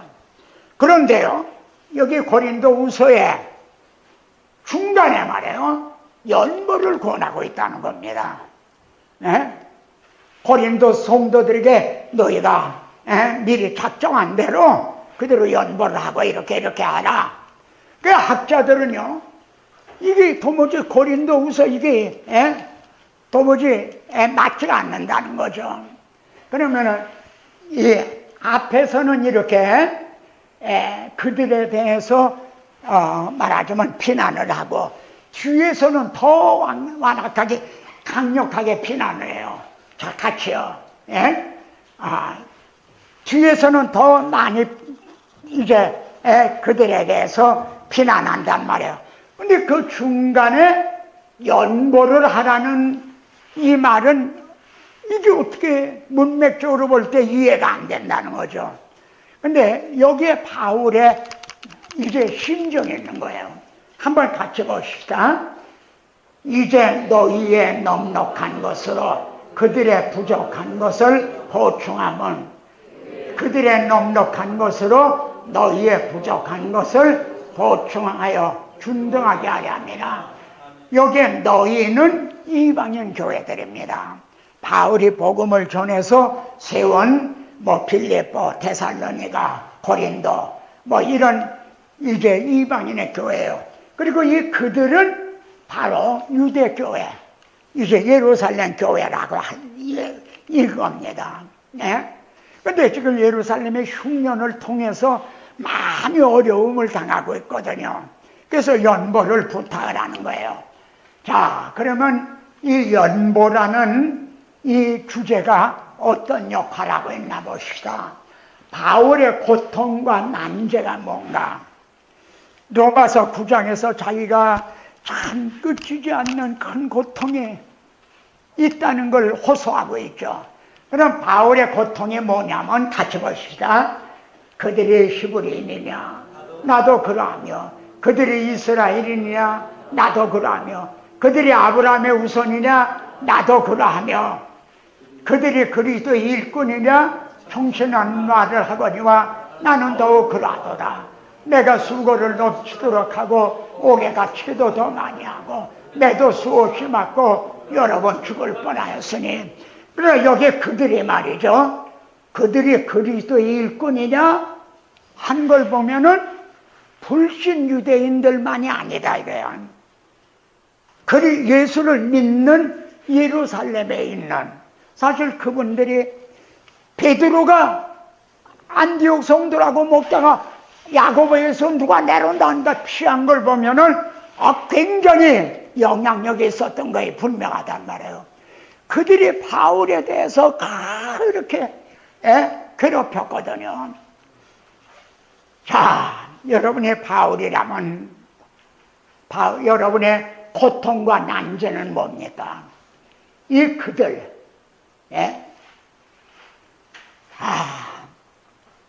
그들을 정말 이게 그런 사람들은 거짓 사도요, 속이는 일꾼이니 자기를 그리스도의 사도로 가장하는 자들이라. 그리스도의 사도로 가장하는 자들이라 이거야. 이것은 이상한 일이 아니라 사탄도 자기를 광명한 천사로 가장하나니 얼마나 그냥 정말 아주 그냥 엄격하고 단호하게 그냥 비난합니까? 그러니까 그리되 복음을 수건이 벗어지지 않아서 복음을 통해 자유함을 얻은 이 영광스러움을 모르고 아직도 할례를 받아야 된다. 이걸 용납을 안 하고 있는 거죠. 만일 우리가 너에게 전한 복음 외에 다른 걸 전하면 이제 저주를 받을지어다. 아주 그냥 단호하잖아요. 그러면서도 그들하고 화목을, 그들을 끊어버릴 수도 없다 이거야. 그렇게 단호하게 선을 그으면서도 그렇다고 그들을 완전히 결별할 수만도 없다. 이해가 되십니까? 그들이 비진리를 베드로처럼, 베드로도 알았어요. 근데 복음 진리대로 행하지 않았다 이거야. 베드로는요 알았어요. 베드로도. 근데 복음 진리대로 바로 행하지 않았어. 근데 바울은 달랐어요. 베드로를 그냥 대면에 책망했잖아요. 유대인들에 대해서도 예루살렘 형제들에 대해서도 이루면서도 그렇다고 그들하고 완전히 결별할 수만도 없는.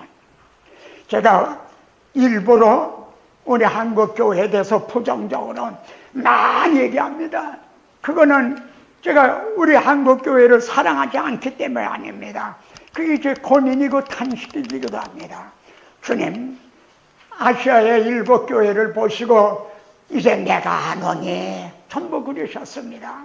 우리 한국교회를 보시면 주님 이제 뭐라고 말씀하시겠습니까? 주님이 보시는 대로 말씀하시는 대로 저도 보고 이제 말하게 하소서. 너무 제가 부정적으로만 말하는 거 아닙니까?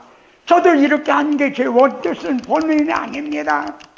그런데 오늘의 현실은 전부 편안하다 할 수만도 없는 게 내 조금 고민입니다. 바울도 마찬가지예요. 그들의 그 비진리를 옹호할 수만도 없고 완전히 끊어버릴 수만도 없는, 여기에 바울의 탄식과 갈등이 있었던 겁니다. 그래서 연보라는 걸 통해서 유대인과 이방인을 화해를 시켜주려고 그러는 겁니다. 이방인들이 어려운 유대인들을, 근데 로마서에 보면 이런 말이 나오죠. 유대에 있는 분들이 자기가 지금 가져가는 연보를 받으심직하게 하고, 만일 유대인들 중에 그 더러운 거 안 받아, 굶어 죽더라도 안 받아, 그러면 어떡할 거예요? 그렇지 않도록 나를 위해 기도해달라. 유대에 있는 예루살렘 성도들이. 그래, 바울은 지금 중간에 연보라는 게 끼어있는데 제가 이걸 놓고 이제 강해를 할 때 바울의 갈등과 고민과 이게 여기 있구나. 이걸 연보라는 걸 통해서 서로 말이죠, 여기 교제를 이루어지려고 그러는 게 여기 역력히 나타나는 거예요. 여기 이제 너희의 넉넉한 것으로 그들의 부족한 것을 보충하면, 그들의 넉넉한 것으로, 이들의 넉넉한 게 뭐예요? 이제 먼저 구원이 유대인에게서 났잖아요. 신령한 것을 이방인에게 나누어 주는 거지. 그러니까 서로 받아줄 수 있는, 서로 받아주게 되는, 이거를 바울은 위에서 그 중간에 연보라는 이 문제가 개입된 것으로 여겨집니다. 자, 고린도서의 중심 주제를 다룬다면 뭐라고 말할까요? 우리를 자기와 화목하게 하시고 또 우리에게 화목하게 하는 직분을 주셨으니, 여러분, 이건 고린도 교회 자체만이 아닙니다. 이방인의 교회와 예루살렘 교회가 하나님 어떻게 하면 화목할 수가 있을까요? 할례자에게 복음을 전하게 하신 베드로와 이방인에게 복음을 전하게 하신 저와 바울과 어떻게 하면 우리가 이거 한 목적을 가면서도 어떻게 하면 서로 화목할 수가 있을까요? 이런 문제가 여기엔 들었습니다. 화목하게 하시고 화목하게 하는 직분을 주셨으니 그들의 죄를 그들에게 돌리지 아니하시고 화목하게 하는 말씀을 부탁하셨나니라. 그리스도를 대신하여 간청하노니 너희는 하나님과 화목을 하라. 하나님의 죄를 알지도 못하신 자로 우리를 대신하여 죄를 삼으신 것은 우리로 하여금 그 안에서 하나님의 의가 되게 하려 하심이라. 자, 여기 하나님의 의가 되게 하려 하심이라 그렇게 나옵니다. 하나님, 나는 유대교회, 유대 예루살렘에 있는 형제들에게도 좀 환영도 받고 싶습니다. 난 그들에게도 위로를 좀 받고 싶습니다. 그들하고 서로 호구도 하면서 서로 등을 다듬어 주면서 좀 그러고 싶습니다. 그러나 바울은 1차, 2차, 3차 선교를 하고 예루살렘으로 올라갈 때마다 발걸음이 무거웠어요. 야고보는 바울 보고 그럽니다. 네가 유대인 이방인에게 이제 모세율법 지킬 필요 없다 그런다고 하는 걸 여기 있는 형제들이 다 안다. 그러니까 너도 머리를 깎아라. 머리 깎고 서운한 자가 있으니 너도 가서 그렇게 하라. 이거는 바울의 믿음의 자존심으로 도저히 용납이 안 되는 거죠. 그런데도 그대로 했어요. 그러나 그것 가지고도 화해가 된 게 아니죠. 그렇게 했는데도 체포를 당하고 그랬는데 하나님의 의의를 모르고요, 자기의 의의를 세우려고 자기네들이 할례를 받음으로 의롭다함을 여기 안 줄 알고, 그러니 하나님 이걸 어떡합니까? 이걸 그래도 좋다 할 수도 없고요, 이걸 배척을 하자니 저들하고는 점점 이래지니 하나님 어떻게 화목하게 좀 이게 바울의 정말 갈등이고 고민의 문제고, 또 좁게는 이게 고린도 교회의 또 문제였던 겁니다. 여기 보면 하나님 이제 그들의 죄를 그들에게 돌리지 아니하시고 내 죄는 내가 책임을 져라 그러시지 않았다는 거예요. 그런데 형제들 간에 고소를 하고 그랬지 않아요. 고린도 교회는 말이지, 너희들이 어떻게 해서 하나님하고 화목하게 됐느냐, 그렇다면 형제들 간에 어떻게 그럴 수 있느냐. 자, 우리 잠깐 휴식을 하고 이제 또 진행하도록 하겠습니다.